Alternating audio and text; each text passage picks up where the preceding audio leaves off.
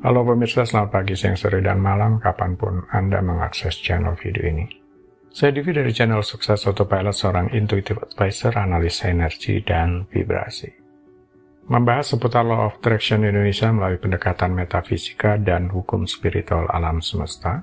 Dan untuk video Law of Attraction Indonesia ini terbagi menjadi beberapa bagian, yang pemirsa bisa ikuti untuk mendapatkan gambaran atau materi yang utuh dan lengkap. Untuk itu, link-link video yang terkait sudah saya pasang di deskripsi di bawah ini. Baiklah, simak terus videonya sampai habis. Silakan subscribe buat yang belum, dan jangan lupa nyalakan loncengnya, agar Anda mendapatkan informasi-informasi yang terbaru dari channel ini setiap minggunya. Pemirsa, kali ini kita akan membahas terbuka menerima uang dari segala arah, karena Anda orang baik. Banyak hal yang tidak bisa diduga atau bahkan diri kita sendiri sering mengalami ini, jika menyangkut arah uang yang datang dalam kehidupan kita. Saat berharap uang datang dari arah depan, ternyata dia muncul dari arah belakang. Saat coba menebak kehadiran uang datang dalam waktu tertentu, bisa saja dia enggan muncul dan menampakkan dirinya, bahkan saat kita sudah mulai melupakannya. Teka-teki tentang aliran uang adalah siapa yang tampaknya berada di pihak yang menerima uang. Bukan sesuatu yang mengejutkan dilaporkan bahwa terkadang orang yang tidak bermoral, koruptor, pelaku kejahatan, orang tidak baik bisa juga menjadi kaya dalam arti secara materi.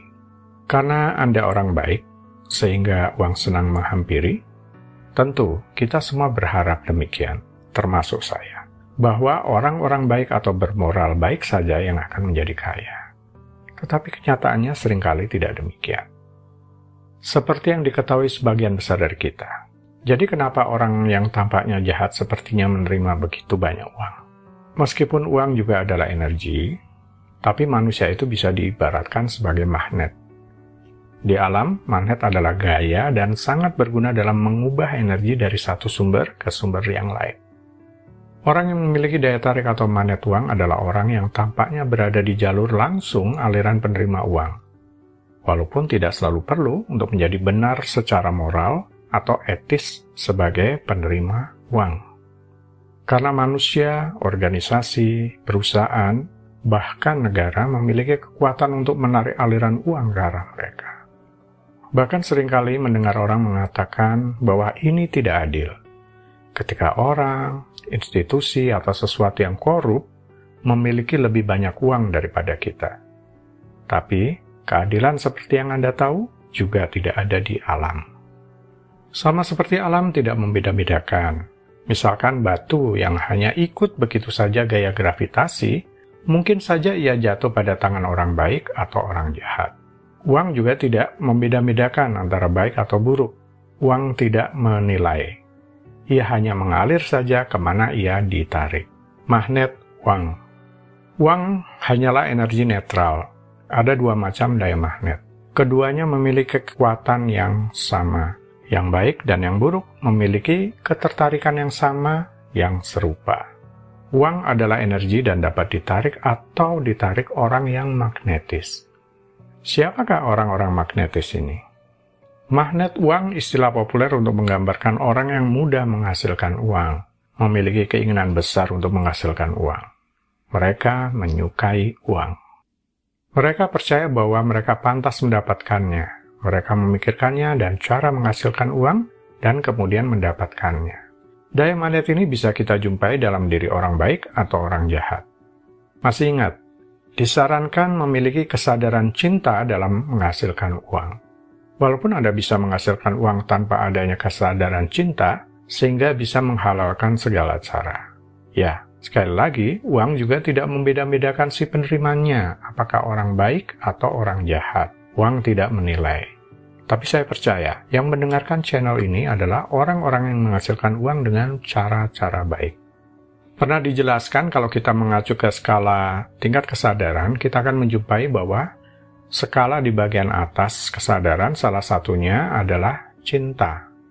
Jadi kalau kita beroperasi dari kesadaran cinta, yakni mencintai vibrasi dari uang, mencintai ide-ide kreatif untuk menghasilkan sesuatu, mencintai untuk melayani sesama, mencintai kekayaan dan kemakmuran, mencintai kelimpahan, Mencintai di sini bukan dalam arti hanya memperkaya diri sendiri, tetapi dari perspektif bagaimana orang lain juga bisa mencapai hal tersebut juga.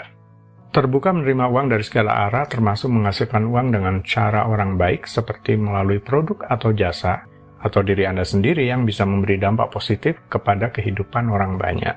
Menjangkau lebih banyak orang untuk Anda bantu melalui produk atau jasa Anda. Memiliki target keuangan tertentu? Tentu di dalam berbisnis. Cuma tidak terlalu mencolok dikedepankan untuk mengumpulkan uang dari orang-orang, tapi memberi pelayanan terlebih dahulu kepada orang-orang. Uang kemudian muncul sebagai hasilnya saat orang-orang merasakan manfaatnya dan orang-orang bisa melihat itu. Itu yang dimaksud jika Anda melakukan sesuatu dengan kesadaran cinta. Ini sama saja artinya Anda sudah membuka aliran uang dari segala arah. Jika Anda mau meningkatkan kekayaan dengan nilai tambah yang Anda miliki, gunakan faktor kali dan daya ungkit. Dan fokus memberi dan menambah nilai sebenarnya untuk membangun kesadaran kekayaan ini tidak selalu spesifik tentang uang. Ketika Anda fokus beralih pada apa yang dapat Anda berikan, kesadaran Anda bergeser dari kekurangan ke kelimpahan. Karena kelimpahan adalah energi yang selalu memberi. Fokus pada memberi, yaitu bakat Anda, waktu Anda, energi Anda, perhatian Anda. Juga selalu mencari cara untuk terus menambah nilai. Bagaimana Anda dapat menambah nilai pada pekerjaan Anda, keluarga Anda, komunitas Anda, juga pada diri Anda sendiri. Tingkatkan layanan Anda ke orang-orang, tingkatkan apa yang bisa Anda berikan kepada orang lain. Sebagai hasilnya, orang-orang akan merasa senang memberikan uang kepada Anda sebagai pertukaran atas produk atau jasa yang Anda berikan. Percaya dan melepaskan. Percaya dan melepaskan adalah membiarkan sesuatu itu mewujud dengan sendirinya. Ini adalah tentang menghilangkan penolakan dari dalam diri. Masih ingat? Sesuatu atau semua yang diinginkan, impian atau cita-cita Anda ada di hilir. Dan Anda bahkan tidak perlu berusaha memutar perahu dan mendayung menuju ke hilir. Cukup lepaskan dayung arus yang akan membawa Anda menuju ke hilir. Jika hukum tarik-menarik selalu bekerja dan selalu menarik energi yang sesuai dengan getaran dominan Anda, maka logika menentukan bahwa jika apa yang Anda inginkan tidak muncul, maka itu ada sesuatu yang menghambat atau blok.